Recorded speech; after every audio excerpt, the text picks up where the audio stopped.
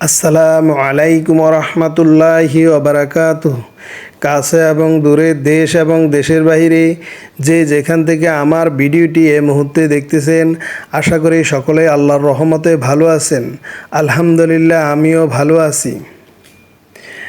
আমি এখন আপনাদের সঙ্গে তাফসীরে মাআরিফুল কোরআন থেকে ধারাবাহিকভাবে আলোচনা করব।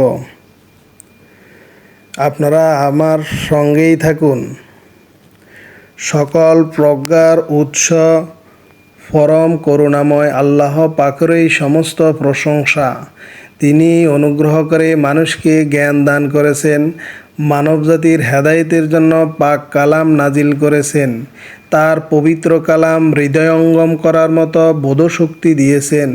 তারই অনুগ্রহপ্রাপ্ত কিছু সংখ্যক সাধক মনীষী পাক কোরআন অনুধাবন এবং অন্যদের নিকট তা ব্যাখ্যা করার কাজে নিয়োজিত রয়েছেন।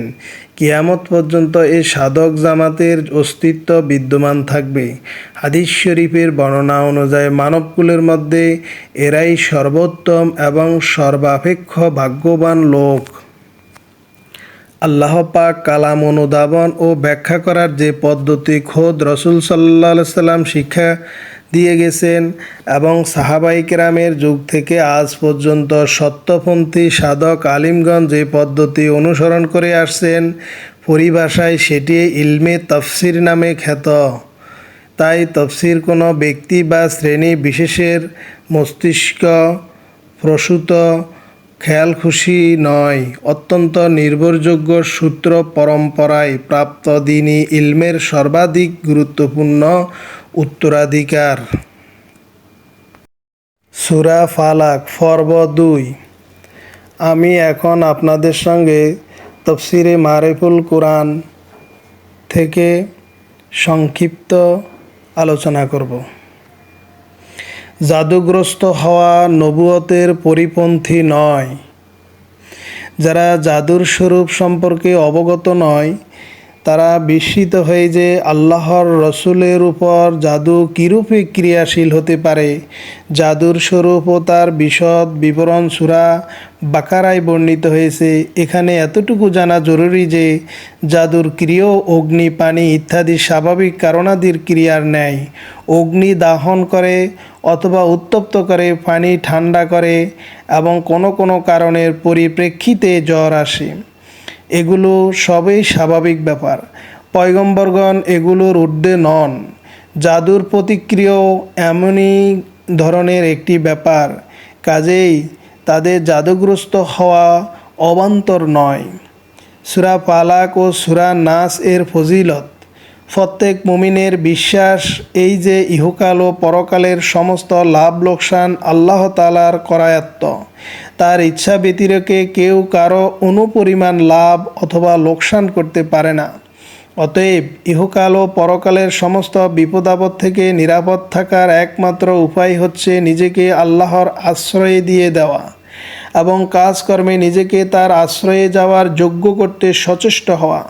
সূরা ফালাকে ইহলৌকিক বিপদাপদ থেকে আল্লাহর কাছে আশ্রয় চাওয়ার শিক্ষা আছে এবং সূরা নাসে পারলৌকিক বিপদাপদ থেকে রক্ষা পাওয়ার জন্য আল্লাহর আশ্রয় প্রার্থনা করা হয়েছে। নির্ভরযোগ্য হাদিসসমূহে উভয় সূরার অনেক ফজিলত ও বরকত বর্ণিত আছে। সহিহ মুসলিমে উকবা ইবনে আমের রাদিয়াল্লাহু তাআলা আনহু এর বর্ণিত হাদিসে রাসূলুল্লাহ সাল্লাল্লাহু আলাইহি সাল্লাম বলেন, তোমরা লক্ষ্য করেছো কি অর্ধরাত্রিতে আল্লাহ তাআলা আমার প্রতি এহেন আয়াত নাজিল করেছেন যার সমতুল্য আয়াত দেখা যায় না। অর্থাৎ কুল আউযু বিরাব্বিল ফালাক, কুল আউযু বিরাব্বিন নাস আয়াতসমূহ। অন্য এক রেওয়ায়েতে আছে তাওরাত, ইনজিল, জবুর এবং কোরআনও অনুরূপ কোনো সূরা নেই। এক সফরে রাসূলুল্লাহ সাল্লাল্লাহু আলাইহি সাল্লাম উকবা ইবনে আমের রাদিয়াল্লাহু তাআলা আনহুকে সূরা ফালাক ও সূরা নাস পাঠ করালেন। অতঃপর মাগরিবের নামাজে এই সূরাদ্বয়ের তেলাওয়াত করে বললেন, এই সূরাদ্বয় নিদ্রায় যাওয়ার সময় এবং নিদ্রা থেকে গাত্রোত্থানের সময়ও পাঠ করো। অন্য হাদিসে তিনি প্রত্যেক নামাজের পর সূরাদ্বয় পাঠ করার আদেশ করেছেন। আবু দাউদ, নাসাই। হজরত আয়েশা রাদিয়াল্লাহু তাআলা আনহা বলেন, রাসূলুল্লাহ সাল্লাল্লাহু আলাইহি সাল্লাম কোনো রোগে আক্রান্ত হলে এই সূরাদ্বয় পাঠ করে হাতে ফু দিয়ে সর্বাঙ্গে বুলিয়ে দিতেন। ইন্তেকালের পূর্বে যখন তার রোগ যন্ত্রণা বৃদ্ধি পায় তখন আমি এই সূরাদ্বয় পাঠ করে তার হাতে ফুঁক দিতাম। অতঃপর তিনি নিজে তার সর্বাঙ্গে বুলিয়ে নিতেন। আমার হাত তার পবিত্র হাতের বিকল্প হতে পারত না, তাই আমি এরূপ করতাম। ইবনে কাসির। হজরত আবদুল্লাহ ইবনে হাবিব রাদিয়াল্লাহু আনহু বর্ণনা করেন, এক রাত্রিতে বৃষ্টি ও ভীষণ অন্ধকার ছিল। আমরা রাসূলুল্লাহ সাল্লাল্লাহু আলাইহি সাল্লামকে খুঁজতে বের হলাম। যখন তাকে পেলাম তখন প্রথমেই তিনি বললেন, বলো। আমি আরজ করলাম, কি বলবো? তিনি বললেন, সূরা ইখলাস ও কুল আউযু ও সূরাদ্বয়। সকাল সন্ধ্যা এগুলো 3 বার করে পাঠ করলে তুমি প্রত্যেক কষ্ট থেকে নিরাপদ থাকবে। মাঝহারি। সার কথা এই যে যাবতীয় বিপদ আপদ থেকে নিরাপদ থাকার জন্য রাসূলুল্লাহ সাল্লাল্লাহু আলাইহি সাল্লাম ও সাহাবায়ে কেরাম এই সূরাদ্বয়ের আমল করতেন। অতঃপর আয়াত সমেত তাফসীর দেখুন। কুল আউযু বিরাব্বিল ফালাক এর শাব্দিক অর্থ বিদীর্ণ হওয়া। এখানে উদ্দেশ্য নিশি শেষে ভোর হওয়া। অন্য এক আয়াতে আল্লাহর গুণ বর্ণনা করা হয়েছে। এখানে আল্লাহর সমস্ত গুণের মধ্য থেকে একে অবলম্বন করার রহস্য এই হতে পারে যে রাত্রির অন্ধকার প্রায় অনিষ্ট ও বিপদ আপদের কারণ হয়ে থাকে এবং ভোরের আলো সেই বিপদ আপদের আশঙ্কা দূর করে দেয়।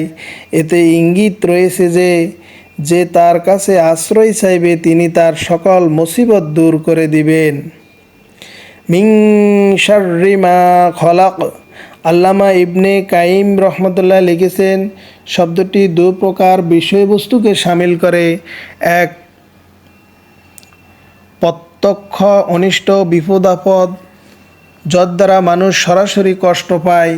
2, যা মুসিবত ও বিপদ আপদের কারণ হয়ে থাকে, যেমন কুফর ও শিরক। কোরআন ও হাদিসের যেসব বস্তু থেকে আশ্রয় চাওয়ার কথা আছে সেগুলো এই প্রকারদ্বয়ের মধ্যেই সীমাবদ্ধ। সেগুলো হয় নিজেই বিপদ, না হয় কোনো বিপদের কারণ। আয়াতের ভাষায় সমগ্র সৃষ্টির অনিষ্টই অন্তর্ভুক্ত রয়েছে। কাজেই আশ্রয় গ্রহণের জন্য এই বাক্যটিই যথেষ্ট ছিল। কিন্তু এই স্থলে আরও 3টি বিষয় আলাদা করে উল্লেখ করা হয়েছে যা প্রায় বিপদ ও মুসিবতের কারণ হয়ে থাকে। প্রথমে বলা হয়েছে, মিন শাররি গাসিকিন ইযা ওয়াকাব। শব্দের অর্থ অন্ধকারাচ্ছন্ন হওয়া।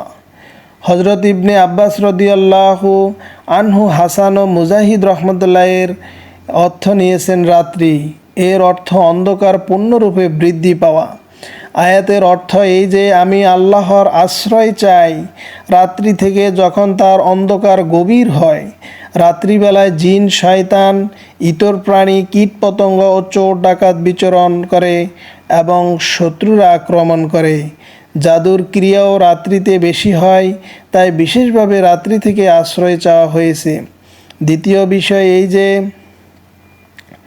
অমিন শাররিন নাফাসাতি ফিল উকাদ অর্থ ফু দেওয়া। শব্দটি এর বহুবচন অর্থ গ্রন্থি। যারা জাদু করে তারা ডোর ইত্যাদিতে গিরা লাগিয়ে তাতে জাদুর মন্ত্র পরে ফু দেয়।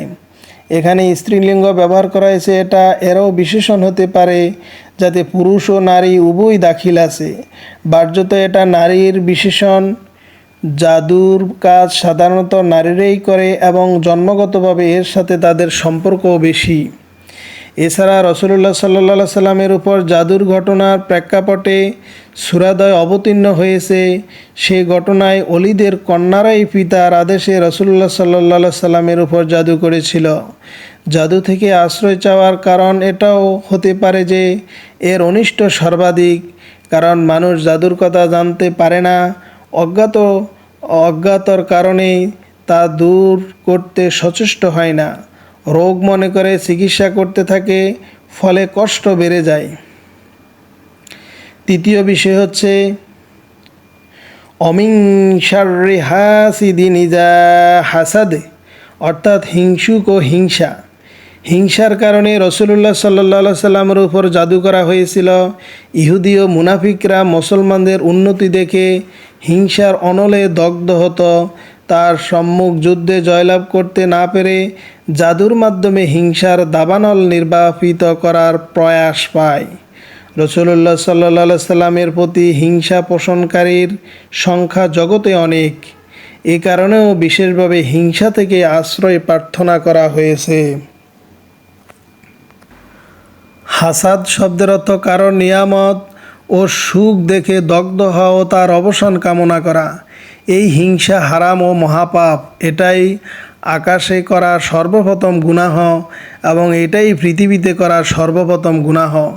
আকাশে ইবলিশ আদম আলাইহিস সালামের প্রতি এবং পৃথিবীতে আদম পুত্র কাবিল তদীয় ভ্রাতা হাবিলের প্রতি হিংসা করেছে। কর্তবী সারমর্ম হচ্ছে কারো নিয়ামত ও সুখ দেখে নিজের জন্য তদ্রূপ নিয়ামত ও সুখ কামনা করা, এটা জায়েজ বরং উত্তম। এখানে তিনটি বিশেষ বিষয় থেকে বিশেষ আশ্রয় প্রার্থনার কথা আছে, কিন্তু প্রথম ও তৃতীয় বিষয়ের সাথে বাড়তিকতা যুক্ত করা হয়েছে। কসিকনের সাথে ইজা ওয়াকাবে এবং হাসাদের সাথে ইজা হাসাদে সংযুক্ত করা হয়েছে। দ্বিতীয় বিষয়ের সাথে কোনো কিছু সংযুক্ত করা হয়নি, কারণ এই যে জাদুর ক্ষতি ব্যাপক, কিন্তু রাত্রির ক্ষতি ব্যাপক নয়, বরং রাত্রি যখন গভীর হয় তখন এই ক্ষতির আশঙ্কা দেখা দেয়। এমনিভাবে হিংসুক ব্যক্তি যে পর্যন্ত প্রতিপক্ষকে ক্ষতিগ্রস্ত করতে প্রবৃত্ত না হয় সেই পর্যন্ত হিংসার ক্ষতি তার নিজের মধ্যেই সীমিত থাকে। তবে সে যদি হিংসায় উত্তেজিত হয়ে প্রতিপক্ষের ক্ষতি সাধনে সচেষ্ট হয় তবেই প্রতিপক্ষ ক্ষতিগ্রস্ত হয়। তাই প্রথম ও তৃতীয় বিষয়ের সাথে বাড়তি কথাগুলো সংযুক্ত করা হয়েছে। আজকে এই পর্যন্তই। আপনারা সদকায়ে জারিয়ার এই ভালো কাজটিকে উৎসাহিত করার জন্য, সদকায়ে জারিয়ার নেকি পাওয়ার জন্য ভিডিওটি একে অপরের নিকট বেশি বেশি শেয়ার করুন এবং আমার পরবর্তী পর্বের ভিডিওটি পাওয়ার জন্য সকলেই আমার পাশেই থাকুন। সবাই ভালো থাকবেন, সুস্থ থাকবেন। আল্লাহ হাফেজ।